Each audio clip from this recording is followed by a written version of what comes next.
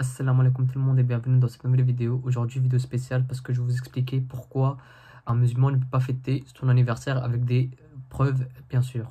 Vous pouvez voir cette vidéo comme une sorte de vidéo traduction de la vidéo de Cheikh Uthman ibn Farouk qui explique en fait pourquoi un musulman ne peut pas célébrer son anniversaire en citant les sources.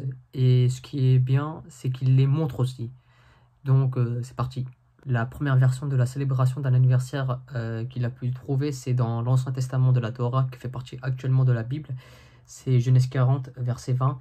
Le troisième jour, jour de la naissance de Pharaon, il fit un festin à tous ses serviteurs et il éleva la tête du chef des échansons et la tête du chef des panetiers au milieu de ses serviteurs. J'ai trouvé d'autres versets parallèles qui veulent à peu près dire la même chose. Et le site sur lequel je trouvais, son lien est dans la description. Donc si on regarde les archives historiques, cette tradition de célébrer son jour de naissance a été commencée par les pharaons.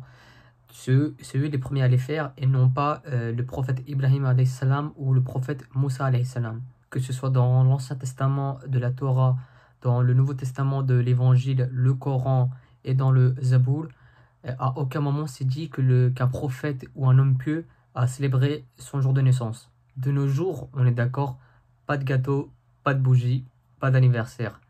Mais d'où ça vient? La société de National Geographic a publié An Uncommon History of Common Things de Bethel Patrick et John M. Thompson. Dans ce livre, on nous explique que durant la Grèce antique, les païens, donc ceux qui se soumettent à plusieurs dieux, lorsqu'ils voulaient fêter leur anniversaire, ils devaient absolument honorer Artémis, qui était l'une des déesses associées à la lune avec Hécate et Sélénée.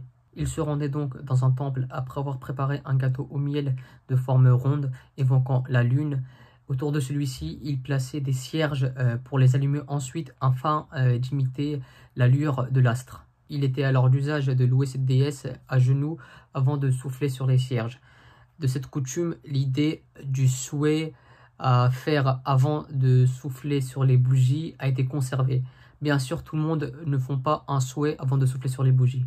Les païens ne dévoilaient pas leurs vœux à voix haute avant de souffler sur les cierges.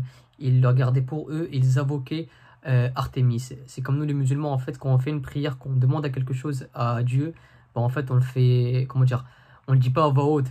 Voilà, on est comme ça et on lui demande à voix basse et c'est tout. Donc quand on regarde l'histoire, on découvre que cette façon de célébrer son anniversaire vient en fait d'un rituel religieux païen. Donc c'est du shirk. C'est un des péchés les plus graves en islam et ça peut nous empêcher d'aller au paradis. Pour ceux qui ne savent pas c'est quoi le shirk, c'est extrêmement simple. C'est le polythéisme. C'est quand tu crois à plusieurs dieux. Sauf qu'en islam, il n'y a qu'un seul dieu et c'est Allah. Selon le cheikh, on peut aussi trouver dans les anciennes traditions juives et chrétiennes que célébrer son anniversaire est interdit. Pourquoi? Parce que c'est pour les païens. D'après Origen Adamantius, j'espère que je ne me trompe pas sur la prononciation, qui est considéré comme le père de l'exégèse biblique, mais c'était plus précisément un théologien de la période patristique. Les chrétiens doivent non seulement s'abstenir de célébrer leur anniversaire, mais doivent aussi voir cette tradition avec un dégoût, car c'est un rituel religieux païen. Alors ça, c'est un hors-sujet, mais je voulais quand même vous le dire, au moins que vous le sachiez. Selon la Bible satanique écrite par Anton Sandor Lavey en 1969. And he wrote in it that the highest of all holidays in the satanic religion is the date of one's own birth. Je vous ai mis cet extrait au cas où je me tromperais dans la traduction, n'hésitez pas à me corriger. Mais selon moi, la traduction correcte en français serait que la fête la plus importante dans la religion satanique est celle où l'on célèbre sa date de naissance. Alors bien sûr, l'islam, qu'est-ce que ça dit? Comme je l'ai dit au début de la vidéo, dans le Coran, dans les hadiths, à aucun moment en fait c'est insinué qu'un prophète ou un sahaba a déjà célébré sa date de naissance. C'est aussi simple que ça. Donc il n'y a aucune trace en islam qui nous laisserait penser que célébrer son anniversaire, c'est considéré comme halal. D'ailleurs, il y a aussi un hadith du prophète sallallahu alayhi wa sallam rapporté par Abu Daoud et authentifié par Cheikh Al-Albani. Quiconque imite un peuple en fait partie. Aujourd'hui, je pense que je peux vous donner au moins 3 exemples. Alors déjà, il y a la célébration de son anniversaire. il y a aussi Halloween, il y a aussi le Nouvel An, le 1er janvier. Je pense qu'il y a des musulmans en fait qui fêtent ces trois fêtes quoi.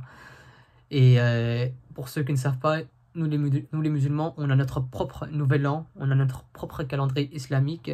Et en parlant d'imitation, quand on célèbre son anniversaire, on imite qui? Les pharaons, les païens et les sataniques, qui considèrent cette fête comme la plus importante dans leur religion. Mais je ne vous cacherai pas qu'on en voit dans des pays musulmans où l'on célèbre l'anniversaire du prophète Mohammed sallallahu alayhi wa sallam. Mais alors que c'est interdit. Et je pense que je vous ai donné suffisamment de preuves pour le prouver que c'est haram. C'est la fin de la vidéo. J'espère que ça vous aura plu. N'oubliez pas de partager cette vidéo. Car comme le prophète sallallahu alayhi wa sallam a dit, celui qui montre un bien a la même récompense que celui qui l'a fait. Et je pense que c'est vraiment important. Parce que beaucoup de musulmans le font. Ils célèbrent leur anniversaire sans savoir que c'est pas une pratique qui est autorisée en islam, tout simplement. Et les sources, bien sûr, dans la description. Et on se dit à la prochaine. Assalamu alaikum.